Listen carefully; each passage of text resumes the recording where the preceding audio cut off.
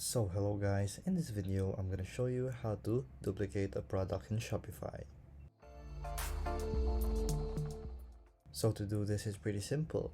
So all you have to do is go to your products in Shopify. So you want to duplicate a product that's similar and you don't want to do it from scratch. All you have to do is go to your product, and then from here all you have to do is press this duplicate button. So once you have located that, all you have to do is press duplicate, and then from duplicate you will have to make a title, and then deselect anything you don't want to be duplicated. So if you don't want images, inventory, translations, and you can set it as active, and this will be published in your sales channel. So this will be by number 2.